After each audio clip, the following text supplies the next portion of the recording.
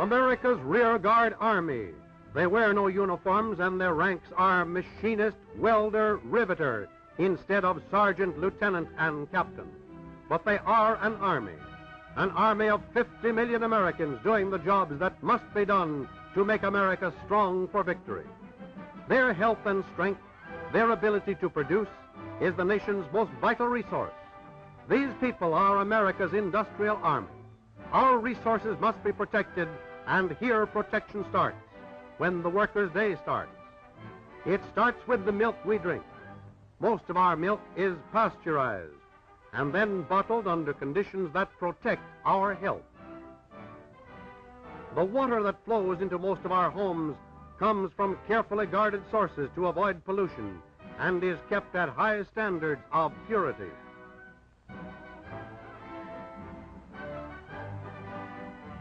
The food we eat is inspected to protect our health.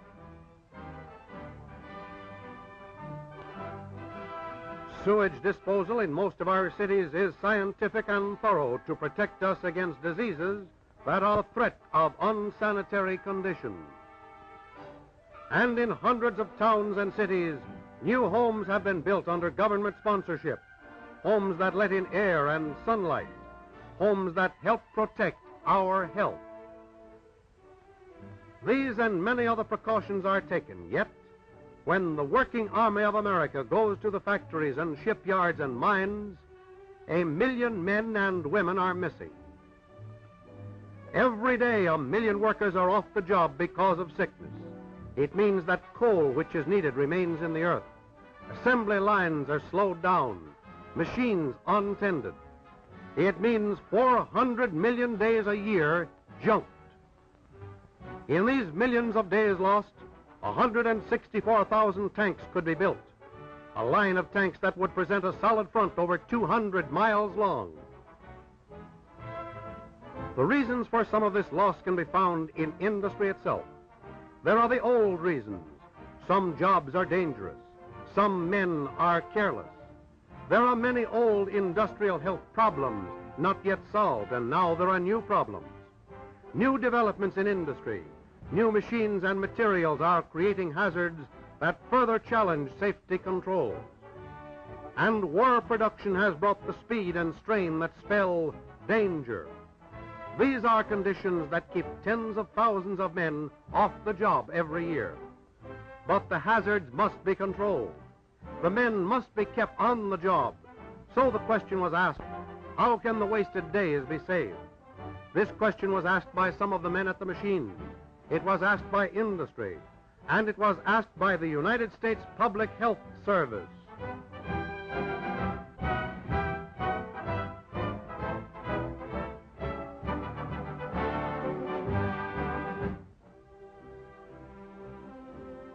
In the research section of the Public Health Service, scientists are searching for the answer. They are searching for it in their laboratories with experiment and study, with equipment and men geared to do the job. They search for the understandings of metal poisoning, for ways to fight dust hazards and fatigue. They study the science of ventilation and lighting. Every problem of workers' health is part of their work. And the men who work here go to other government agencies and to industry and help them meet their industrial health problems. Here is the Division of Industrial Hygiene at work on a research project, a study of the hazards of changing pressures which affect tunnel workers and, more important to defense, aviators. In this pressure chamber, the temperature and pressure of different altitudes can be reproduced.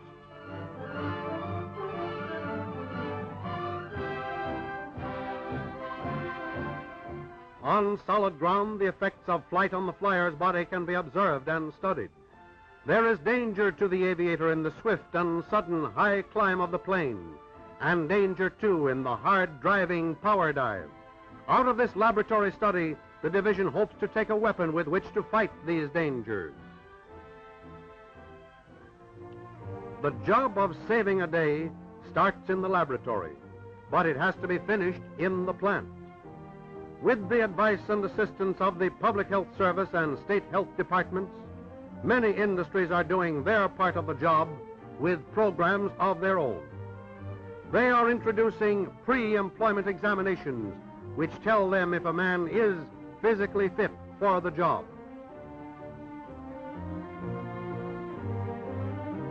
And with a regular checkup, they make sure that the men who are healthy stay healthy, and those who need treatment get it. Every one of these precautions help to save a day for the worker and his family, for industry, for the nation.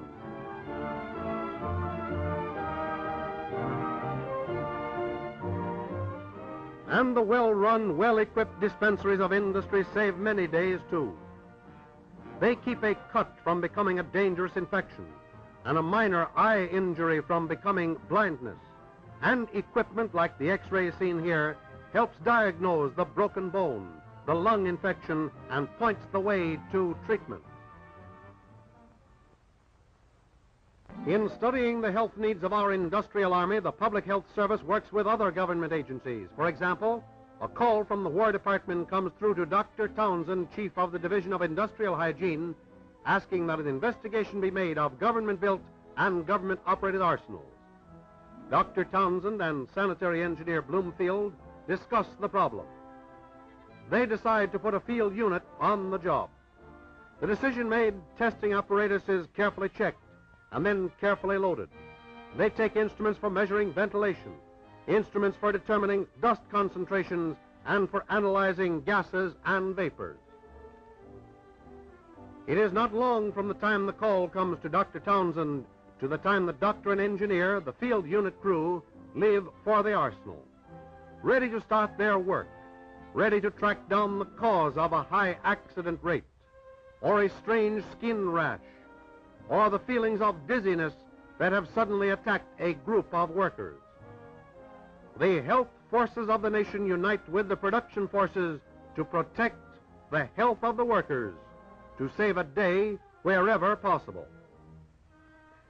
And there are industrial hygiene units which render similar services to industry throughout the nation, units which are maintained by the state health departments in cooperation with the Public Health Service. The men of a unit search out hazards and find a way of removing them.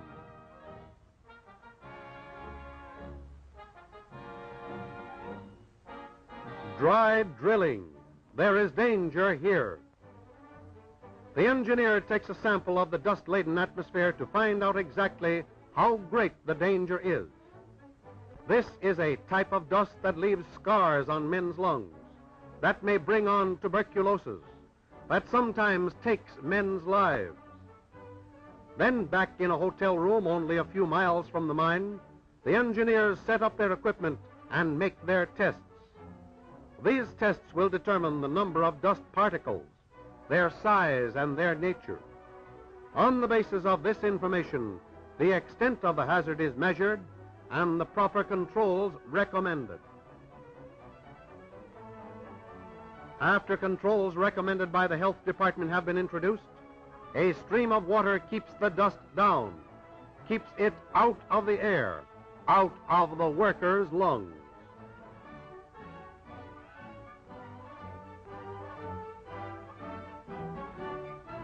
Bagging powdered mineral is another industrial operation in which dust is the danger. The engineer comes to the plant to check and analyze the hazard and make recommendations that will lead to its removal.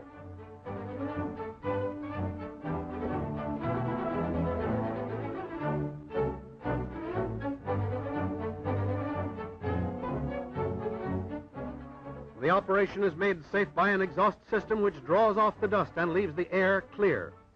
The engineer tests the exhaust system to see if it draws strongly enough to take dust out of the room. The powder that seeps out of a bag no longer fills the room like a cloud, but is sucked into the exhaust. But there are conditions that cause illness that are harder to find and harder to correct. And here, too, the industrial hygiene units do their work.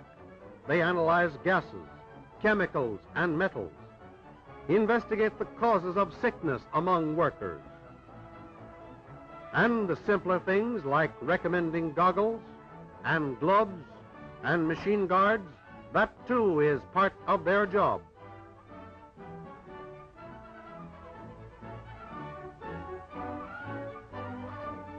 State health departments and the Public Health Service are determined not to let ill health become a bottleneck in this crisis. To fight this danger, they are expanding their work in industrial hygiene.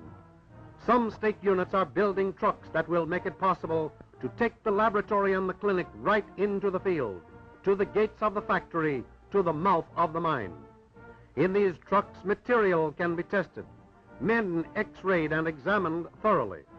Whatever the causes of ill health, all must fight to wipe them out. Federal and state officials, industry and workers. To industry, the Public Health Service says, follow the recommendations of the Industrial Hygiene Division of your State Department of Health. To the men on the job, find the safe way to do it and do it the safe way.